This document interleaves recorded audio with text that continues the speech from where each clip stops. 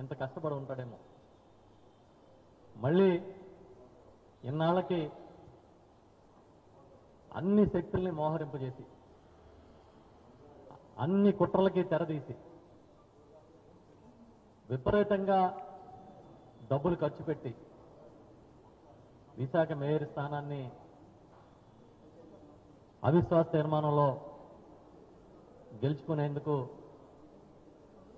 కష్టపడ్డారు. చాలా చిత్రం. రాజకీయాలకి విలువలు విశ్వసనీయత ముఖ్యమని చెప్పే జగన్మోహన్ రెడ్డి గారికి విలువలు లేవు, విశ్వసనీయత లేదు. మేము ఏం చేసినా కూడా మమ్మల్ని ఆమోదించే మా సొంత ప్రచార సాధనాలు ఉన్నాయన్న ఒకే ఒక కారణంగా చంద్రబాబు నాయుడు గారు ఇవాళ విచ్చలవిడి రాజకీయం చేస్తూ ఉన్నారు. యాదవ సామాజిక వర్గానికి చెందిన ఒక విద్యాధికారులను తీసుకుని ఏ రాజకీయ నేపథ్యం లేకపోయినా కూడా విశాఖపట్నం లాంటి ప్రతిష్టాత్మకమైన కార్పొరేషన్కి మేయర్గా కూర్చోబెట్టిన జగన్మోహన్ రెడ్డి గారికి కుట్రలకి కుతంత్రాలకి తెరదీసి ఒక బీసీ మహిళని ఇవాళ ఆ సీట్లోంచి దింపేసిన చంద్రబాబు నాయుడు గారికి మధ్య ఎంత తేడా ఉందో ఇవాళ ఈ రాష్ట్రంలో ఉన్న అన్ని వర్గాలకి అర్థమైందని మేము అనుకుంటూ ఉన్నాం. ఒక రకంగా చెప్పాలంటే చావు తప్పి కన్ను లొట్టపోయినట్టుగా ఇవాళ గెలిచారు. 74 కావాలి, 74 వచ్చినాయి. ఇంకా ఎన్ని కుట్రలు చేశారు ఏంటనేది సోదరులు చెప్తారు. ఇప్పుడు అన్ని రకాల ప్రయత్నాలు చేసిన ఇవాళ వైఎస్ఆర్ పార్టీ ఎంత స్ట్రాంగ్గా ఇక్కడ నిలబడినందుకు ఇది ఒక మెసేజ్ ఇచ్చామని చెప్పి మేము భావిస్తున్నాం. ఈ సందర్భంగా వైఎస్ఆర్ పార్టీ తరఫున గెలిచి ఎలాంటి ఒత్తిళ్ళు వచ్చినా తట్టుకుని యోధుల్లాగా నిలబడ్డ వైఎస్ఆర్ పార్టీ కార్పొరేటర్లందరికీ కూడా చేతులెత్తి నమస్కరిస్తున్నాం. ఎన్ని ఒత్తిళ్ళు మహిళా కార్పొరేటర్ల మీద, చిన్న చిన్న వ్యాపారాలు చేసుకుంటున్న వారి మీద వాళ్ళు చేసిన ఒత్తిళ్లు చూస్తుంటే దిగజారుడు రాజకీయాలకి పేటెంట్ చంద్రబాబు నాయుడు గారి నుంచి, ఈ కూటమి సర్కార్ నుంచి ఎవ్వరికీ పోదు అని మరొకసారి రుజువైంది. ఎన్ని ఒత్తిళ్ళు వచ్చినా కూడా అంత ధైర్యంగా నిలబడ్డ మా కార్పొరేటర్ అందరికీ ఈ పార్టీలో ఎప్పుడూ కూడా సముచితమైన గౌరవం దక్కుతుందని చెప్పి మేము చాలా గట్టిగా ఈ సందర్భంగా చెప్తున్నాం. అంతేకాదు వైఎస్ఆర్ పార్టీలోని ప్రతి కార్యకర్తని, ప్రతి నాయకుడిని కాపాడుకునే బాధ్యత జగన్మోహన్ రెడ్డి గారి నాయకత్వంలో అందరూ కూడా తీసుకుని పనిచేస్తామని కూడా చెప్తున్నా. ఇప్పుడే ఇందాక ఎవరో చెప్తున్నారు, అప్పుడే విశాఖపట్నంలో నాయకులు ఎవరైతే కార్పొరేటర్లు వైఎస్ఆర్ పార్టీ నుంచి విడిచి రాలేదో వాళ్ళని బెదిరిస్తాము, వాళ్ళ సంగతి తెలుస్తామన్నట్టుగా మాట్లాడుతున్నారని.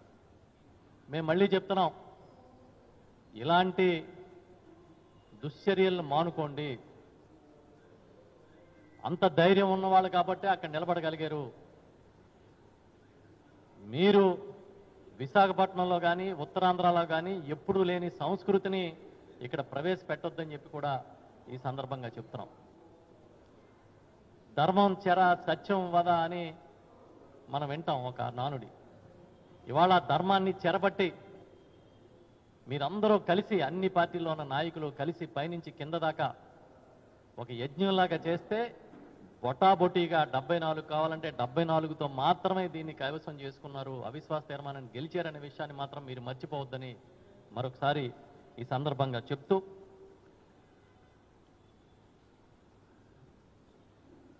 ఆ రోజుల్లో మున్సిపల్ ఎన్నికలు జరిగినప్పుడు జగన్మోహన్ రెడ్డి గారు ముఖ్యమంత్రిగా ఉన్నప్పుడు మెజారిటీ స్థానాలు గెలిచి 1, 2 మున్సిపాలిటీలు తెలుగుదేశం పార్టీకి మెజార్టీ వస్తే వాటిని కూడా కనుసైగతో గెలుచుకునే అవకాశం ఉన్న స్థానిక ఎమ్మెల్యేలకి నాయకులకి ఆ రోజు మా నాయకుడు జగన్మోహన్ రెడ్డి గారు చాలా స్పష్టమైన ఆదేశాలు ఇచ్చారు.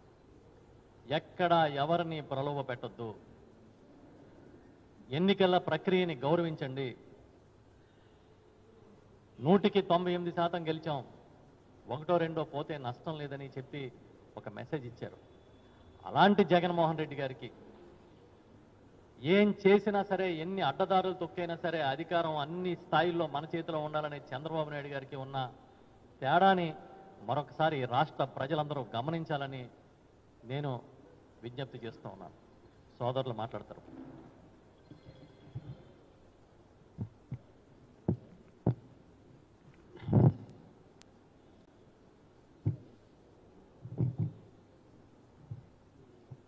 ఈరోజు గ్రేటర్ విశాఖ మేయర్ గారి మీద పెట్టినటువంటి అవిశ్వాస తీర్మానం, జరిగినటువంటి ఎన్నికల ప్రక్రియ, అందులో వారికి కావాల్సినటువంటి 74 మంది సభ్యులు సంఖ్య కావాల్సి వస్తే 74 మందితోనే వారు అవిశ్వాసాన్ని గెలిచినటువంటి సందర్భాన్ని మనం చూసాం. వాస్తవానికి మీరందరూ కూడా నిన్న మొన్న అనేక సందర్భాల్లో స్థానికంగా ఉన్నటువంటి శాసనసభ్యులతో, వారి పార్టీ నాయకులతో మాట్లాడినప్పుడు మా దగ్గర 80 మంది ఉన్నారు, మా దగ్గర 85 మంది ఉన్నారు, కావాల్సినటువంటి మెజారిటీ మాకుంది అని చెప్పి ఏ రకంగా ప్రచారం చేసుకున్నారో మీరు అందరూ కూడా చూశారు. వాస్తవానికి గత నెల 21వ తారీఖున మా మేయర్గా ఉన్నటువంటి హరివెంకట కుమారి గారి మీద అవిశ్వాస తీర్మానానికి లేఖనిచ్చినప్పుడు వారికి కావాల్సినటువంటి బలం ఏదైతే ఈ 74 మంది సభ్యుల తాలూకా సంఖ్య వారికి ఏదైతే అవసరం ఉందో ఆ బలం లేకుండానే వారు లేఖనిచ్చినటువంటి విషయం మీ అందరికీ తెలుసు. అంటే ఏ ఉద్దేశంతో మీరు ఆ రోజు లేఖనిచ్చారు? ఏదో రకంగా ప్రలోభ పెట్టో, బెదిరించో, భయపెట్టో, అవసరమైతే కిడ్నాప్ చేసో మా దగ్గర ఉన్నటువంటి సభ్యుల్ని లాక్కొని ఈ మ్యాజిక్ ఫిగర్ని చేరుకునేటువంటి దానికి మేము ప్రయత్నం చేస్తామన్నటువంటి ఉద్దేశంతోనే మీరు చేసినట్టుగా కనబడతా ఉంది. సరే, ఏదేమైనప్పటికీ ఎన్నిక ప్రక్రియ జరిగిన తర్వాత కొంతమంది పెద్ద మనుషులు మాట్లాడినటువంటి మాటలు చూసాం. ధర్మం గెలిచింది, న్యాయం గెలిచింది, ఇటువంటి మాటలు మీరు మాట్లాడేటువంటి దానికి అర్హత లేదు మీకు. పెద్ద పెద్ద మాటలు మాట్లాడి ధర్మం గురించి, న్యాయం గురించి మాట్లాడేటువంటి నైతిక హక్కు స్థానికంగా ఉన్నటువంటి కొంతమంది ప్రజాప్రతినిధులు, శాసనసభ్యులు, పార్లమెంట్ సభ్యులు మాట్లాడారు. మీరు ఆ తాలూకా నైతిక హక్కును కోల్పోయారనేటువంటి విషయాన్ని తెలియజేస్తా ఉన్నాం. మీరు ఈరోజు గెలిచింది మేయర్ మీద పెట్టినటువంటి అవిశ్వాసాన్ని గెలిచారు తప్ప విశాఖపట్నం నగర ప్రజల తాలూకా విశ్వాసాన్ని ఈరోజు తెలుగుదేశం పార్టీ, మిగిలినటువంటి కూటమి పార్టీలు కోల్పోయారనేటువంటి విషయాన్ని తెలియజేస్తా ఉన్నా. ప్రజాస్వామ్య పద్ధతిలో 2021లో జరిగినటువంటి ఎన్నికల్లో విశాఖపట్నం ప్రజలు వైఎస్ఆర్ కాంగ్రెస్ పార్టీకి మద్దతు పలికి 98 మంది కార్పొరేటర్కి ఎన్నికలు జరిగితే 59 మందిని గెలిపించి 5 సంవత్సరాల పాటు వైఎస్ఆర్ కాంగ్రెస్ పార్టీ మహావిశాఖ నగరపాలక సంస్థని పరిపాలించాలని, తద్వారా ఈ ప్రాంత అభివృద్ధి జరగాలని చెప్పి విశాఖపట్నం నగర ప్రజలు కోరుకున్నారు. సరే, తర్వాత జరిగినటువంటి సాధారణ ఎన్నికలు, వచ్చినటువంటి ఫలితాలు ఏదేమైనప్పటికీ మరో 10 నెలల పాటు మేయర్ గారికి మహావిశాఖ నగరపాలక సంస్థ కాలపరిమితి ఉన్నప్పటికీ మీరు ఈ రకమైనటువంటి అధర్మమైనటువంటి పనులు చేసి దాదాపు 27 మంది మా వైఎస్ఆర్ కాంగ్రెస్ పార్టీ కార్పొరేటర్లని కొంతమంది సంతలో పశువులు కొన్నట్టు కొంతమందిని కొన్నారు, వారికి ఉన్నటువంటి వ్యాపారాలను బెదిరించి కొంతమందిని లాక్కున్నారు, అనేక రకాలుగా వారిని ప్రలోభపెట్టి కొంతమందిని లాక్కున్నారు, బెదిరించి కొంతమందిని లాక్కున్నారు, భయపెట్టాలని కొంతమందిని చూశారు. ఇవన్నీ చేసి ఇన్ని అధర్మమైనటువంటి పనులు చేసి ఇందాక పెద్దలు చెప్పినట్టు, కన్నబాబు గారు చెప్పినట్టు, చావు తప్పి కన్ను లొట్టబోయినట్టు కరెక్ట్గా 74 దగ్గరికి వచ్చి ఆగారు. సరే, ఏదేమైనప్పటికీ ప్రజాస్వామ్యంలో ప్రక్రియల ప్రకారం, చట్ట ప్రకారం ఏదైతే జరగాలో జరుగుతుంది. మేము కూడా నిన్న మా సభ్యులందరికీ కూడా విప్ జారీ చేశాం. అవిశ్వాస తీర్మానానికి హాజరయ్యేటువంటి సభ్యులు ఎవరైతే ఉన్నారో వారందరూ కూడా అవిశ్వాస తీర్మానానికి వ్యతిరేకంగా ఓటు వేయాలని చెప్పి వారిని ఆదేశించాం. దానికి సంబంధించినటువంటి లేఖను కూడా మా విప్ ఎవరైతే మేము పెద్దలు మాజీ శాసనసభ్యులు తైనాలి విజయ్ కుమార్ గారి ద్వారా విప్ని జారీ చేశామో వారు ఇప్పుడే రిటర్నింగ్ ఆఫీసర్ కలెక్టర్ గారికి వారి లేఖను సబ్మిట్ చేశారు. వారి సమాధానం కోసం చూసిన తర్వాత ఎట్టి పరిస్థితుల్లో ఆ 27 మంది సభ్యుల తాలూకా సభ్యత్వం కోల్పోవడం ఖాయం. ఇది చట్టం చెప్తా ఉంది. ప్రజాస్వామ్యబద్ధంగా ఏదైతే చట్ట ప్రకారం ఉందో దాని ప్రకారం 27 మంది సభ్యుల తాలూకా సభ్యత్వం కోల్పోవడం ఖాయం. దానికి కావాల్సినటువంటి చట్ట ప్రక్రియ, న్యాయ ప్రక్రియ, చట్ట ప్రకారం వారు ఏదన్నా వారికి అధికారం ఉంది కదా అని చెప్పి వారు ఏదన్నా తప్పుదోవ పట్టిస్తే న్యాయస్థానానికి వెళ్తాం.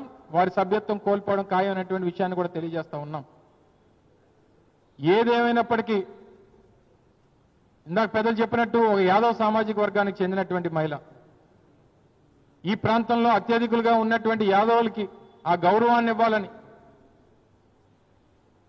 వారికి ఈ ప్రాంతంలో ఒక మధ్య తరగతి కుటుంబం నుంచి వచ్చినటువంటి ఒక మహిళని, చదువుకున్నటువంటి మహిళని, ఈ ప్రాంతంలో ఉన్నటువంటి మధ్య తరగతి ప్రజల తాలూకు కష్టాలు సుఖాలు తెలుస్తాయి, ఈ ప్రాంత అభివృద్ధి కోసం తను దోహదపడుతుందని చెప్పి గడిచినటువంటి 4 సంవత్సరాలు వారు కష్టపడి ఈ ప్రాంత అభివృద్ధిలో వారు తనదైనటువంటి పాత్ర పోషించారు. ఏది ఏమైనప్పటికీ మా మిగిలినటువంటి సభ్యులు 32 మంది వైఎస్ఆర్ కాంగ్రెస్ పార్టీ తరపు నుంచి గెలిచినటువంటి సభ్యులు ఎవరైతే ఉన్నారో, ఎన్ని కష్టాలు ఎదురైనా, ఎన్ని ఇబ్బందులు పెట్టాలని చూసినా, ఎన్ని ప్రలోభాలు పెట్టినా, ఎన్ని బెదిరింపులు పెట్టినా, ఎన్ని దౌర్జన్యాలు చేయాలని చెప్పి చూసినా పార్టీ కోసం, జగన్మోహన్ రెడ్డి గారి కోసం, ఈ పార్టీ వైఎస్ఆర్ కాంగ్రెస్ పార్టీ ద్వారా గెలిచాం, ఆ పార్టీ కట్టుబడి ఉండాలి అని చెప్పి నీతిగా నిజాయితీగా నిలబడినటువంటి మా వైఎస్ఆర్ కాంగ్రెస్ పార్టీ తరఫున ఉన్నటువంటి కార్పొరేటర్లందరికీ కూడా 2 చేతులు జోడించి పార్టీ తరఫున వారి కృతజ్ఞతలు తెలియజేస్తా ఉన్నాం. కొంతమంది మేము మా వారిని రక్షించుకోవాలని, వాళ్ళని ప్రొటెక్ట్ చేసుకోవాలనేటువంటి ఉద్దేశంతో మేము క్యాంపులు పెట్టాం. చివరికి అక్కడ కూడా విడిచిపెట్టేటువంటి దానికి వాళ్ళు వెనుకాడలేదు. నేను స్థానికంగా ఉన్నటువంటి తెలుగుదేశం పార్టీకి చెందినటువంటి కార్పొరేషన్ చైర్మన్లు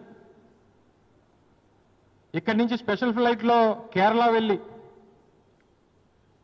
మా కొంతమంది సభ్యులు మున్నార్లో వాళ్ళు ఉంటే ఆ ఉన్నటువంటి హోటల్కి వెళ్ళి స్థానికంగా ఉన్నటువంటి పోలీసుల్ని తీసుకొని వారికి ఉన్నటువంటి అధికారాన్ని ఉపయోగించుకొని మా దళిత మహిళా కార్పొరేటర్ని కిడ్నాప్ చేసి తీసుకురావాలనేటువంటి ప్రయత్నాలు చేశారు. అవసరమైతే కొచ్చిన్ నుంచి మున్నార్ వరకు హెలికాప్టర్ కూడా అరేంజ్ చేస్తాం. ఇప్పటికే స్పెషల్ ఫ్లైట్ కొచ్చిన్ ఎయిర్పోర్ట్లో ఉంది. అది సీఎం రమేష్ గారి తాలూకా స్పెషల్ ఫ్లైట్ని కొచ్చిన్ ఎయిర్పోర్ట్లో పెట్టాం. మిమ్మల్ని హెలికాప్టర్లో మున్నార్ నుంచి కొచ్చిన్ తీసుకుని వెళ్ళి కొచ్చిన్ నుంచి విశాఖపట్నం తీసుకొస్తాం, మీరు రండి, వస్తారా రారా అని చెప్పి బెదిరించారు. ఒక దళిత మహిళా కార్పొరేటర్ తన రూమ్లో ఉండగా రాత్రి 1:30కి నిన్న రాత్రి 1:30కి తెలుగుదేశం పార్టీ నాయకులిద్దరూ స్థానికంగా వారి బలం కోసం కొంతమంది అక్కడ స్థానికంగా ఉన్నటువంటి కొంతమంది వ్యక్తుల తాలూకు సహకారం, కేరళ పోలీసుల తాలూకు సహకారం తీసుకొని రూముకు వెళ్ళి తనని బెదిరించేటువంటి ప్రయత్నం చేశారు. దానికి సంబంధించినటువంటి విజువల్స్ కూడా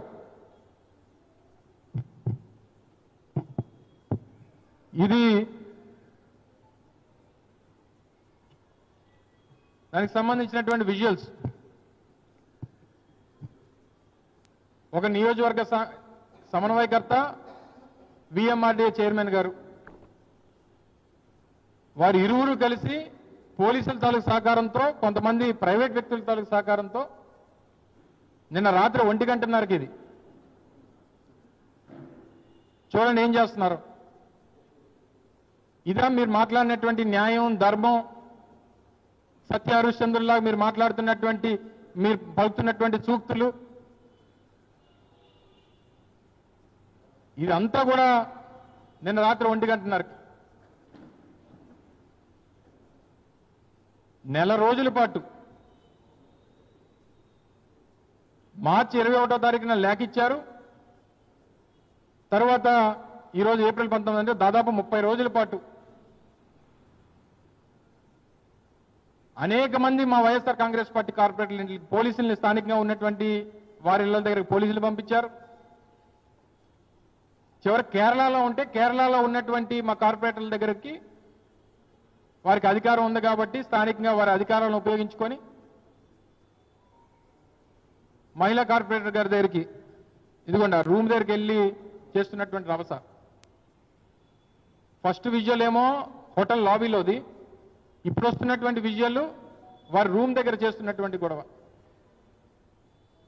ఏం సమాధానం చెప్తారు దీనికి? ఇది ధర్మం, సత్యం, ధర్మం, వాళ్ళు దెయ్యాలు వేదాలు వాళ్ళు ఇచ్చినట్టుగా వారు మాట్లాడుతున్నటువంటి మాటలు.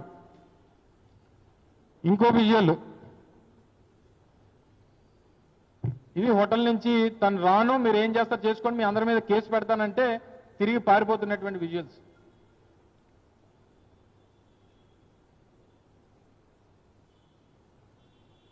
ఇవన్నీ చేసి ఈరోజు మీరేదో ఆ 74తో చావు తప్పి కన్నులట్టుపోయినట్టు మీరు గెలిచి మేము పరిపాలన అందిస్తాం, మేము న్యాయం చేస్తాం, మేము ధర్మం చేస్తాం, మేము విశాఖపట్నాన్ని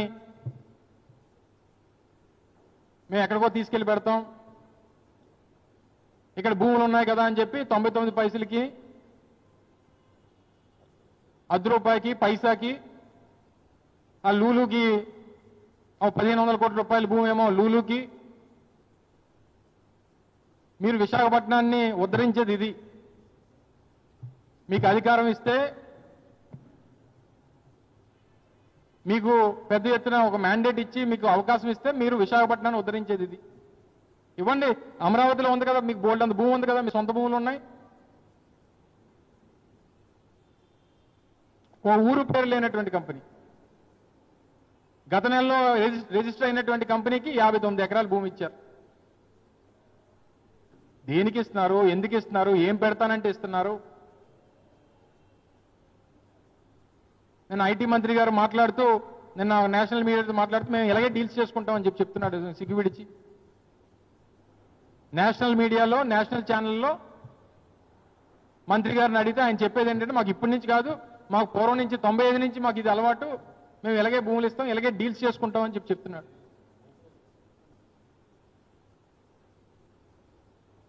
ఆ రోజు మేము ఇన్ఫోసిస్ తీసుకొచ్చినప్పుడు ఇన్ఫోసిస్ చెప్పాం, మీరు ముందు ఎస్టాబ్లిష్ చేయండి, మీకు భూమి కావాలంటే ఎంత భూమి కావాలంటే అంత ఇస్తాం చెప్పాము. వాళ్ళు తీసుకొని వచ్చాము, ఎస్టాబ్లిష్ చేయించాం. ఇప్పటికొచ్చి ఒక టీసీఎస్ ఎంప్లాయీ ఈ రోజు వరకు ఇక్కడ వాళ్ళు వర్క్ అనేటువంటిది స్టార్ట్ చేయలేదు. అలా రోజు టీసీఎస్తో మాట్లాడింది మేము. ఇక రాకముందే 99 పైసలకి భూమి ఇచ్చారు. మీరు విశాఖపట్నాన్ని ఎవరికో దోచిపెట్టడానికి, మీకు ఇది కూడా ఉంటే, విశాఖపట్నం మేయర్ పీఠం కూడా ఉంటే మొత్తం మున్సిపాలిటీతో సహా చెత్తను కూడా ఎవరికో అప్పచెప్పవచ్చు అనేటువంటి ఉద్దేశంతో మీరు చేసేటువంటి ప్రయత్నాలు, మీ తాలూకా రాజకీయాలు ఇవి.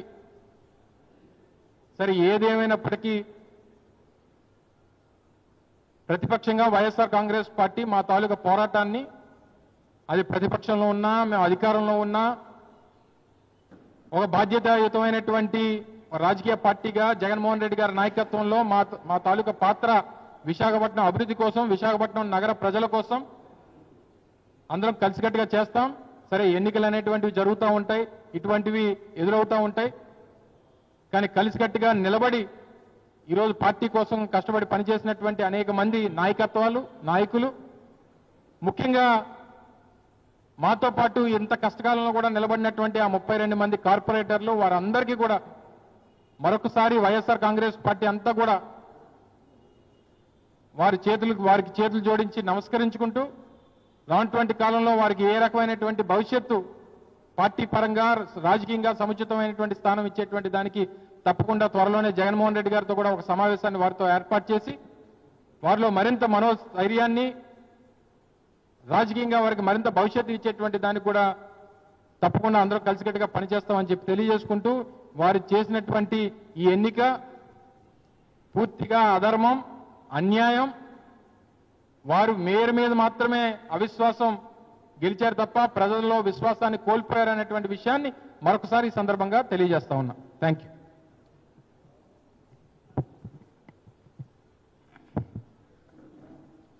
అందరికీ నమస్కారం. గత నెల 21వ తారీఖున కూటమి ప్రభుత్వం మేయర్పై అవిశ్వాస తీర్మానం ఇవ్వడం, ఆ రోజు నుంచి ఈ రోజు వరకు కూడా రాష్ట్ర ప్రజలు కానీ, నగర ప్రజలు కానీ, మీడియా సోదరులు కానీ వాళ్ళు నిజంగా గెలిచే అవకాశం ఉంటే 30 రోజుల వరకు కాల వ్యవధి ఎందుకు తీసుకున్నారు? మేమైతే ఈ సందర్భంగా చెప్తున్నాం, వైఎస్ఆర్ కాంగ్రెస్ పార్టీ నైతికంగా గెలిచింది. నైతికంగా గెలిచింది కాబట్టే కూటమి నాయకులు ఎవరైతే ఉన్నారో కూటమి నాయకులందరూ కూడా ఈరోజు సంకలు ఊదుకొని మేమేదో గెలిచామని సంబరాలు చేసుకుంటున్నట్టు మాట్లాడుతున్నారు. వైఎస్ఆర్ కాంగ్రెస్ పార్టీ నైతికంగా గెలవడంతో పాటు వీళ్ళందరూ కూడా రకరకాల స్టేట్మెంట్లు ఇచ్చే కార్యక్రమానికి మీకు ఒకటే చెప్తున్నా, ఈ నెల రోజులు కూడా కూటమి నాయకులకి ఉచ్చ పోయించింది వైఎస్ఆర్ కాంగ్రెస్ పార్టీ, బొచ్చు పీకించింది వైఎస్ఆర్ కాంగ్రెస్ పార్టీ. అది తెలుగుదేశం నాయకులు తెలుసుకోవాలని మాత్రం మనం చేస్తున్నా. మీ దగ్గర అధికారం ఉంది, డబ్బు మదం బలంతో కోట్లు కుమ్మరించి ఏదో రకంగా ప్రలోభ పెట్టి మా వాళ్ళని 27 మందిని మీరు కొనుగోలు చేసే కార్యక్రమం చేశారు.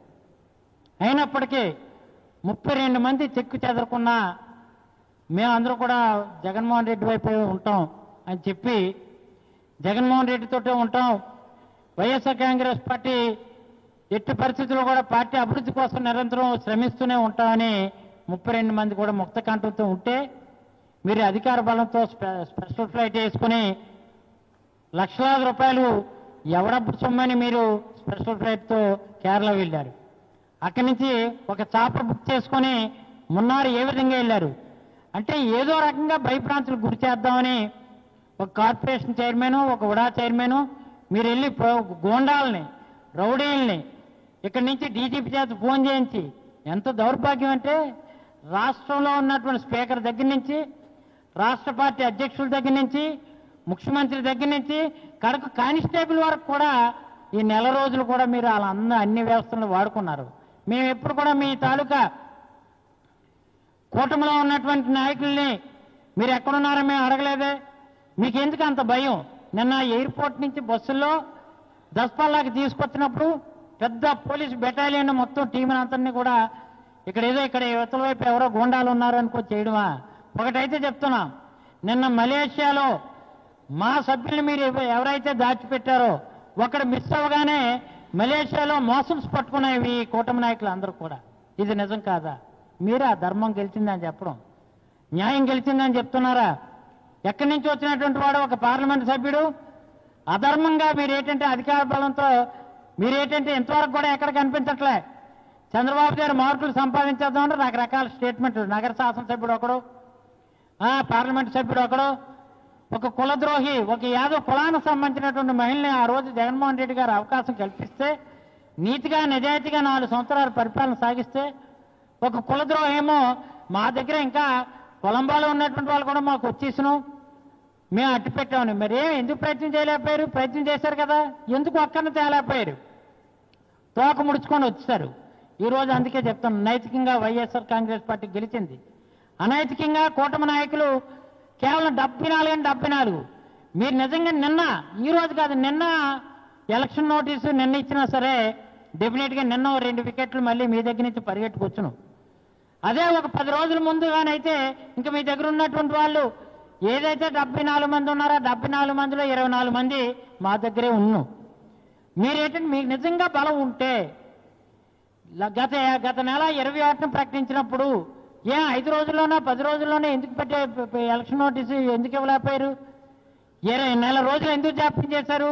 అంటే మీ ప్రలోభాలకు గురి చేయాలని డబ్బుతో అంతమందిని కూడా జనసేన నాయకులు ఒక పక్క, ధనసేన నాయకులు ఒక పక్క, అలాగే ఇక్కడ ఉన్నటువంటి భజన సేన నాయకులు వేరొక పక్క, టీడీపీ వాళ్ళు ఒక పక్క, టీడీపీ నాయకులుగా చలామణి అవుతున్నటువంటి పెద్దలు కాదు గెద్దలు వాళ్ళందరూ ఒక పక్క, మీరందరూ కూడా కూటమిగా ఏర్పడి ఈరోజు ప్రతిపక్షంలో ఉన్నటువంటి ఎవరైతే మా సభ్యులు ఉన్నారో వాళ్ళ మీద వాళ్ళ కార్పొరేట్లను ప్రలోభపెట్టి పోలీసు దళం ఒక పక్క చేశారు, ఎక్సైజ్ వాళ్ళ ద్వారా ఒక పక్క చేశారు, ఎడ్యుకేషన్ డిపార్ట్మెంట్ ద్వారా ఒక పక్క చేశారు, వ్యాపారాలు చేయకుండా షాపులు బెదిరించే కార్యక్రమం ఒక పక్క చేశారు, మున్సిపల్ అధికారులను ఏమో పంపించి వాళ్ళకేమో ఇక్కడ షాపులు కొట్టేస్తాం బిల్డింగులు కొట్టేస్తాం అని బెదిరించారు. ఇన్ని చేసిన మీరు సాధించింది ఏంటి?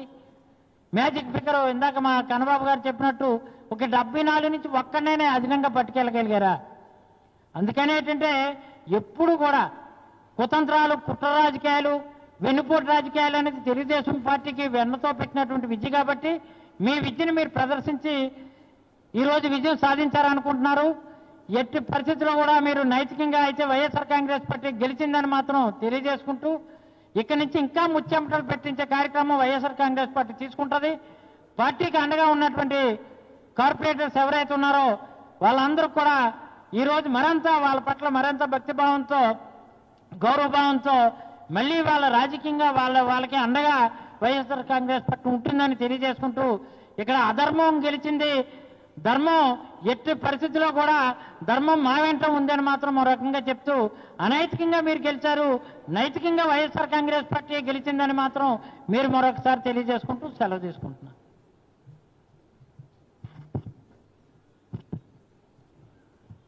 అందరికీ నమస్కారం. ఈరోజు ప్రజాస్వామ్యంలో ఉన్నామా రాక్షస రాజ్యంలో ఉన్నామో అర్థం కాని పరిస్థితి కనిపిస్తూ ఉంది.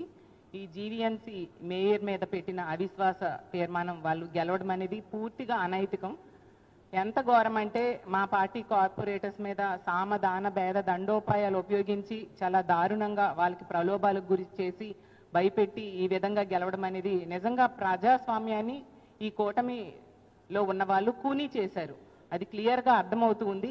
మా పార్టీ గుర్తు మీద గెలిచి ఆ పార్టీలోకి వెళ్ళిన కార్పొరేటర్స్ వాళ్ళకి అవిశ్వాసానికి మద్దతు ప్రకటించిన కార్పొరేటర్స్ మాత్రం నేను ఒకటే చెప్తున్నాను, మీరు మిమ్మల్ని చూసి ఈ విశాఖపట్నం గెలిపించిన ప్రజలు ఈరోజు నవ్వుకుంటున్నారు. ఇలాంటి వాళ్ళకి గెలిపించామని బాధపడుతూ ఉండే పరిస్థితి తీసుకొచ్చారు మీరు. నిజంగా మీరు చేసింది చాలా దారుణం. మీకు రాజకీయంగా మీకు మీరే సమాధి కట్టుకున్నారు అనే విషయం గుర్తుంచుకోవాల్సిందిగా తెలియజేస్తున్నాను. ఎంత దారుణంగా అంటే 10 నెలల కాలం కోసం ఒక బీసీ మహిళను ఈ విధంగా దించడానికి ఇన్ని కుట్రలు అవసరమా?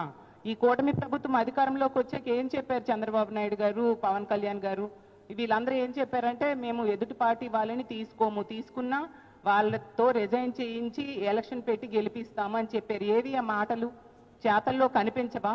నిజంగా దమ్ము ధైర్యం ఉంటే ఈ 27 మంది కార్పొరేటర్స్ని తీసుకుంటే మా పార్టీకి రాజీనామా చేయడమే కాకుండా కార్పొరేటర్స్గా కూడా రాజీనామా చేసి ప్రజల దగ్గరికి వెళ్ళి గెలిచి అప్పుడు వాళ్ళకి మద్దతు తెలియజేసుకుంటే బాగుండేది కదా. ఇంత దారుణంగా టికెట్ ఇచ్చిన పార్టీకి వెన్నుపోటు పోవడం నిజంగా చాలా బాధాకరమైన విషయం. ప్రజలన్నీ గమనిస్తూ ఉన్నారు. ఆ రోజు జగన్మోహన్ రెడ్డి గారు ఒక బీసీ మహిళకు అవకాశం ఇస్తే ఈరోజు ఆ బీసీ మహిళని దించి ఒక బీసీల ద్రోహిగా అలాగే ఒక మహిళా ద్రోహిగా ఈ కూటమి ప్రభుత్వం ఈ రోజు నిలిచిందని తెలియజేస్తూ ఉన్నాను. ఖచ్చితంగా ఎవరు ఎన్ని కుట్రలు కుతంత్రాలు పనినా కూడా మా వైఎస్ఆర్ కాంగ్రెస్ పార్టీ ఎప్పుడు కూడా ప్రజల తరపున నిలబడే పార్టీ. అధికారంలో ఉన్నా అధికారంలో లేకపోయినా కూడా ప్రజల అండతో ప్రజల తరపున పోరాటం చేస్తూ వాళ్ళకు మద్దతుగా నిలిచే పార్టీ. మీరు ఇలాంటివి ఎన్ని చేసినా కూడా మీకు ఎన్నికల్లో 164 సీట్లు ఇచ్చారు ప్రజలు, ఇంకా మీకు సరిపోదా? ఇంకా ఎవరు ప్రశ్నిస్తే వాళ్ళందరినీ కూడా లాక్కోవడానికి ప్రయత్నించడం ఎంతవరకు సమంజసం? ప్రజలన్నీ గమనిస్తూ ఉన్నారు. రానున్న రోజుల్లో మీకు బుద్ధి చెప్పడానికి ప్రజలు సిద్ధంగా ఉన్నారని తెలియజేస్తూ ఉన్నాను. మేము విప్ జారీ చేశాము, ఖచ్చితంగా వీళ్ళకి పనిష్మెంట్ అనేది ఉంటుందని తెలియజేస్తూ ఉన్నాను. Thank you.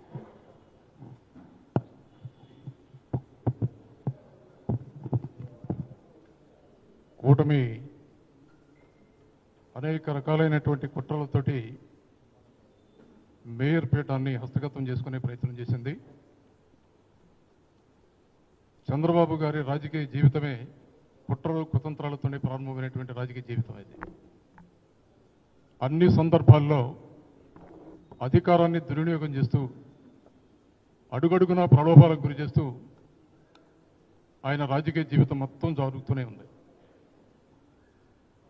స్థానికంగా బలం లేకపోయినా కూడా స్పష్టమైనటువంటి తీర్పు గత ఎన్నికల్లో వైఎస్ఆర్ కాంగ్రెస్ పార్టీకి విశాఖ ప్రజలు ఇచ్చారు. అయినా కూడా మేయర్ మీద అవిశ్వాస తీర్మానం ప్రవేశపెట్టే నాటికి వాళ్ళకి నమ్మకం లేదు. ఏ విధంగా కార్పొరేటర్లని భయభ్రాంతులకు గురి చేశారు, ప్రలోభాలకు గురి చేశారనేది గత నెలలో నుంచి ప్రత్యక్షంగా చూస్తున్నాం మనం. ఇంత రాజకీయపరమైనటువంటి నీచానికి దిగజారడం అనేది దేశ చరిత్రలో ఒక చంద్రబాబు నాయుడు గారికే దక్కుతుంది. అది నిజానికి ఇవాళ వైఎస్ఆర్ కాంగ్రెస్ పార్టీ నుంచి కూటమిలోకి వెళ్ళినటువంటి కార్పొరేటర్లు ఇవాళ విశాఖపట్నంలో ఉన్నటువంటి ప్రజానికం వాళ్ళ గురించి ఏం మాట్లాడుతున్నారనేది తెలుసుకుంటే సిగ్గుతో తలవంచవలసినటువంటి పరిస్థితి వాళ్ళకు ఉంటుంది. నీతికి నిజాయితీకి నిలబడి వైఎస్ఆర్ కాంగ్రెస్ పార్టీ నుంచి మేము గెలిచాం, మీరు ఎన్ని ప్రలోభాలకు గురి చేసినా కూడా లొంగవని నిజాయితీగా నిలబడి ఉన్నటువంటి వైఎస్ఆర్ కాంగ్రెస్ పార్టీ కార్పొరేటర్ని ఇవాళ వైఎస్ఆర్ కాంగ్రెస్ పార్టీ మనస్ఫూర్తిగా వాళ్ళని అభినందిస్తుంది. రాబోయే రోజుల్లో వాళ్ళని రాజకీయంగా మరింత బలోపేతం చేయడానికి పార్టీ తప్పకుండా కృషి చేస్తుందని పెద్దలు కూడా తెలియజేస్తున్నారు. చాలా దురదృష్టం. ఈ విజయాన్ని కూటమి నాయకులు బహిరంగంగా ధర్మం గెలిచింది, న్యాయం గెలిచిందని మాట్లాడటం అనేది చాలా సిగ్గుచేటు. ఏ విధంగా ధర్మం గెలిచింది? డబ్బుతోటి, రాజకీయ ఒత్తిళ్లతోటి భయభ్రాంతులకు గురి చేసి ఇక్కడ ప్రజానీకం వైఎస్ఆర్ కాంగ్రెస్ పార్టీ కార్పొరేటర్లుగా గెలిపిస్తే మీ ప్రలోభాలతోటి, భయాలతోటి వాళ్ళని లొంగ తీసుకుని ధర్మం గెలిచిందని మాట్లాడటం అనేది మీ విఘ్నతకే వదిలేస్తున్నాం. తప్పకుండా రాబోయే రోజుల్లో విశాఖపట్నంలో ఉన్నటువంటి ప్రజలందరూ కూడా గమనించారు. ఎలాంటి పరిస్థితుల్లోనైనా సరే కూటమి చేస్తున్నటువంటి కుట్రలని, అన్యాయాలని, అక్రమాలని గమనిస్తూనే ఉన్నారు. రాబోయే రోజుల్లో తప్పకుండా సందర్భం వచ్చినప్పుడు ఏది న్యాయమో, ఏది ధర్మం, ఎవరిని ఏ విధంగా గెలిపించాలో విశాఖపట్నంలో ఉన్నటువంటి ప్రజలే నిర్ణయిస్తారు. ఇవాళ గెలిచింది ధర్మం కాదు, కుట్రలు గెలిచాయి, కుతంత్రాలు గెలిచాయి, డబ్బు గెలిచింది. ఇలాంటి రాజకీయ ప్రలోభాలకు గురి చేసి కూటమి గెలిచింది, న్యాయం గెలిచింది, ధర్మం గెలిచిందని మాట్లాడటం అనేది చాలా సిగ్గుచేటైనటువంటి విషయమని ఈ సందర్భంగా తెలియజేస్తున్నాం. తప్పకుండా విశాఖపట్నంలో ఉన్నటువంటి ప్రజలందరూ కూడా విఘ్నులు. వైఎస్ఆర్ కాంగ్రెస్ పార్టీ గతంలో ఈ ప్రాంతానికి ఏం చేసింది, ఇవాళ ఈ కూటమి ప్రభుత్వం అధికారంలోకి వచ్చిన తర్వాత విశాఖపట్నం పరిసర ప్రాంతంలో ఏ విధంగా సర్వనాశనం చేయాలనుకుంటుందో రోజు గమనిస్తూనే ఉన్నారు. సందర్భం వచ్చినప్పుడు కూటమికి తగిన గుణపాఠం చెప్పడానికి కూడా ప్రజలు సిద్ధంగా ఉంటారు. Thank you. విజయ్ కుమార్ గారు ఒక 2 నిమిషాలు విప్ గురించి, విప్ జారీ చేసిన దాని మీద వివరణ ఇస్తాను.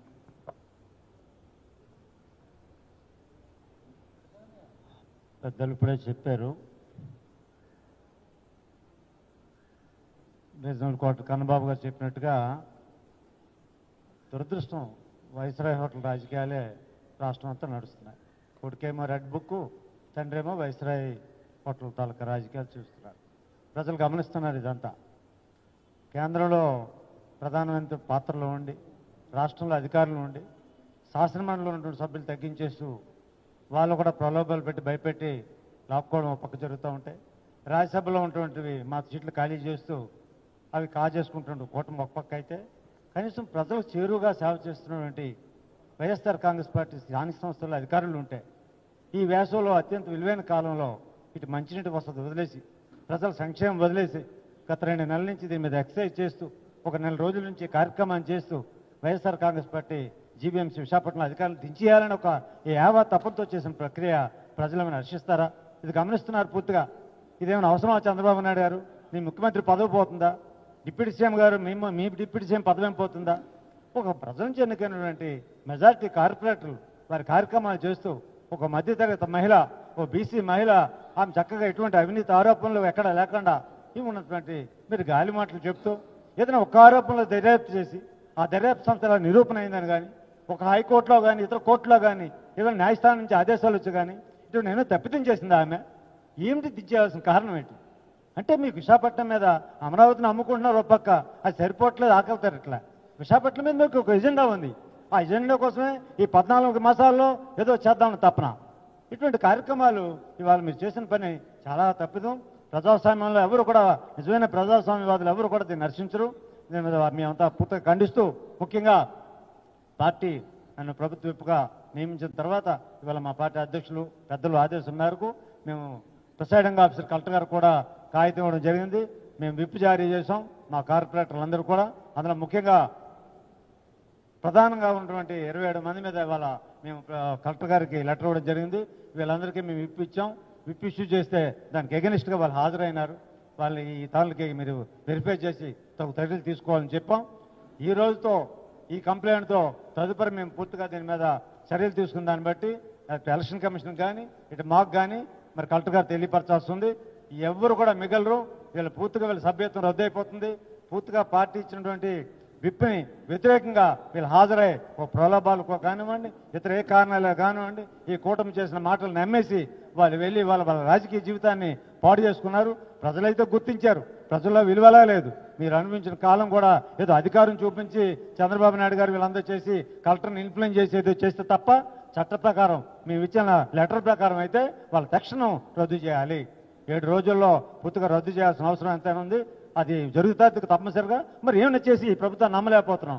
మా కాగితాలకు విలువ లేదు, మా నాయకులకు గౌరవం లేదు, మేము మాట్లాడిన పేరు ఇచ్చిన పట్టించుకునే పరిస్థితి లేదు. ఇలాంటిది ఏమి జరిగితే న్యాయస్థానాలు ఉన్నాయి, మేము న్యాయస్థానంలో కూడా ప్రొసీడ్ అవుతామని చెప్పి ఈ సందర్భం మనం చేస్తూ ఈ 27 మంది మీద చర్య తీసుకుంటారు. తీసుకోవాల్సింది మేము కలెక్టర్ తెలియజేయడం జరిగింది. Thank you. ఓకే.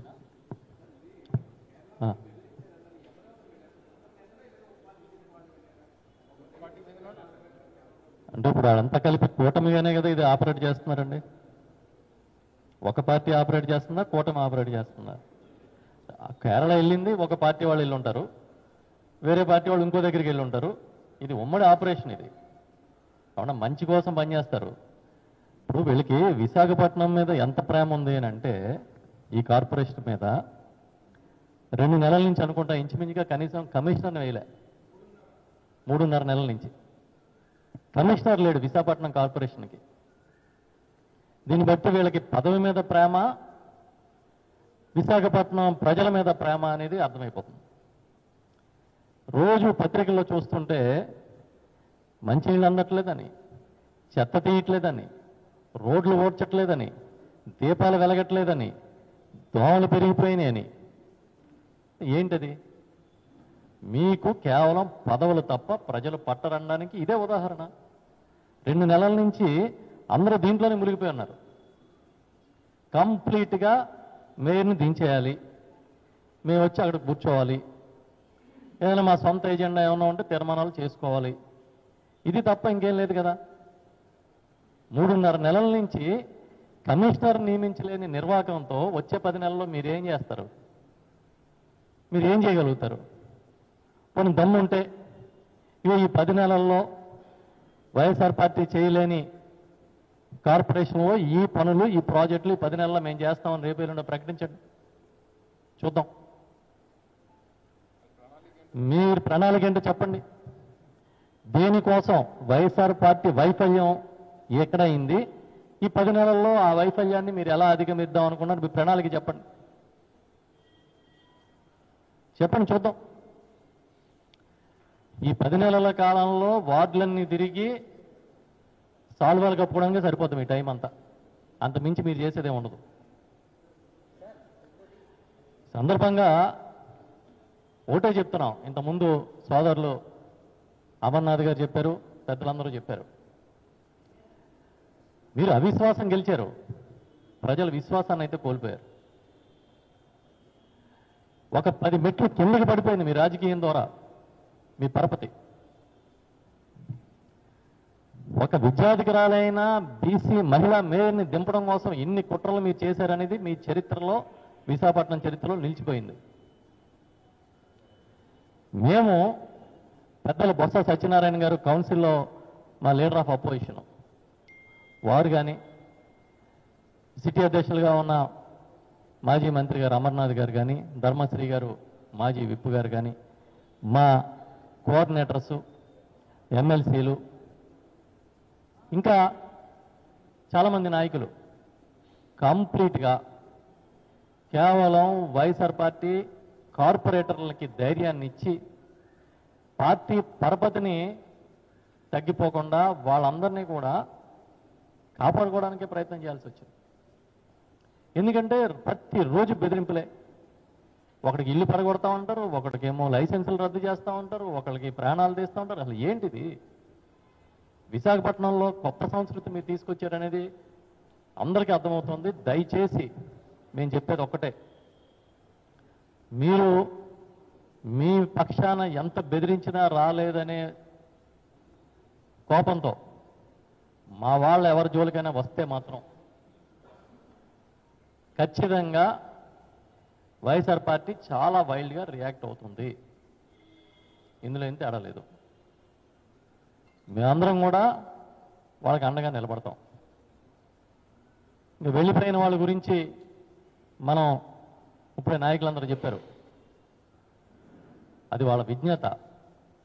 ఒక పార్టీ బీఫామ్ మీద గెలిచి మీరు వెళ్ళిపోవాలంటే ముందే రాజీనామా చేసి వెళ్ళిపోండి, వదిలేసేయండి పదవులు.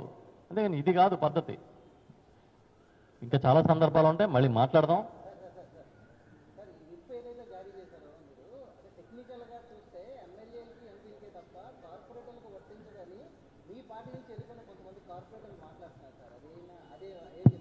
విప్ అనేది 2008 జీవనం ఎంఎస్ నెంబర్ 326 ప్రకారం ప్రభుత్వం రాజ్యసభ కానీ, లోక్సభ కానీ, అసెంబ్లీలకు కానీ, స్థానిక సంస్థలు కానీ నిర్దిష్టంగా ఉంది. రూల్స్ ఉన్నాయి దాంట్లో, జీవీఎంసీ రూల్స్లో. ఆ రూల్స్ని అడాప్ట్ చేశారు. ఆ విధంగా మేము లెటర్ ఇవ్వడం జరిగింది. ఎట్టి పరిస్థితుల్లో ఈ మొత్తం ఈ 27 మంది కార్పొరేటర్లు కూడా సభ్యత్వం రద్దు చేయాల్సిందే. మరి ప్రభుత్వం మరి ఏమైనా అద్భుతాలు చేసి మాయ చేసేస్తే మేము న్యాయస్థానాలను ఆశ్రయించాలి. ప్రిసైడింగ్ ఆఫీసర్ కలెక్టర్ మేము ఇచ్చాం.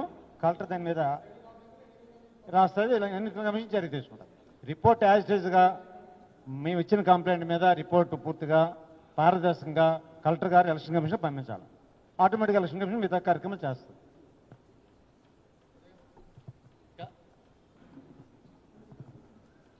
చివరగా దాదాపు 4 రోజులుగా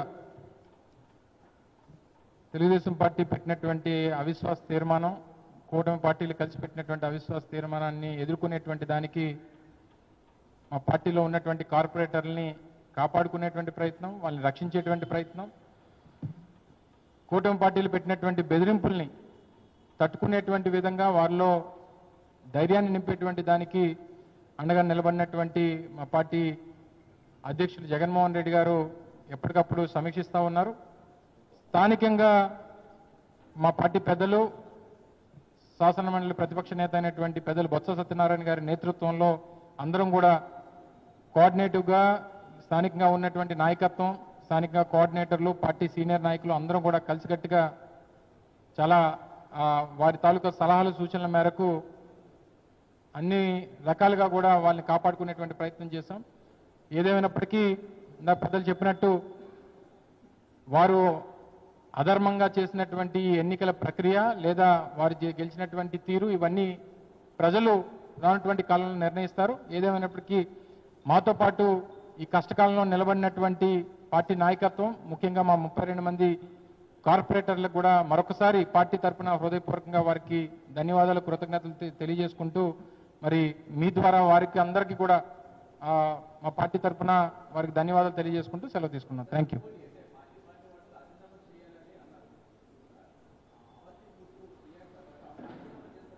అదే మాకు మేము విప్పు జారీ చేశాం. కొంతమంది పార్టీ మారినటువంటి వారు ఉన్నారు, కొంతమంది నిన్న మీరు చెప్పినట్టు ఆవిడ మా పార్టీకి రాజీనామా చేస్తున్నారు, చేసినట్టుగా మేము పత్రికా వీటిలో చూసాం తప్ప మాకైతే ఏమీ అందలేదు. మాకు ఫిజికల్గా మాకు ఏ లెటర్ కూడా రాలేదు. సో పార్టీకి చేయడం వేరు, పార్టీ ద్వారా సంక్రమించినటువంటి పదవికి చేయడం వేరు. సో ఏదేమైనప్పటికీ ఇందులో ఏంటంటే మాకు ఈ 74 మందిలో స్పెసిఫిక్గా కనిపించింది ఏంటంటే పిలవని పేరంటానికి వెళ్ళి ఓటేసినటువంటి ఏకైక సభ్యురాలుగా నేనైతే చూస్తాను. ఎందుకంటే నేను ఈరోజు మీరు ఆ ఫోటోలు చూస్తే కొంతమంది బీజేపీ కండువా, కొంతమంది టీడీపీ కండువా, కొంతమంది జనసేన కండువా కప్పుకొని సరే వాళ్ళకి చేతులు ఎత్తారు 3 పార్టీలు ఒకటి కాబట్టి. మరి మా పెద్దలు మా దగ్గర పనిచేసినటువంటి మాజీ మంత్రి గారు ఏం సలహా ఇచ్చారో, ఏం సూచన చేశారో, మరి ఆయన తాలూకు రాజకీయ భవిష్యత్తు ఏంటో అనేటువంటిది పక్కన పెడితే పిలవని పేరంటానికి వెళ్ళి భోజనం చేసిన వాళ్ళు చూసాం కానీ ఓటేసిన వాళ్ళు కొత్తగా చూస్తున్నాం. Thank you.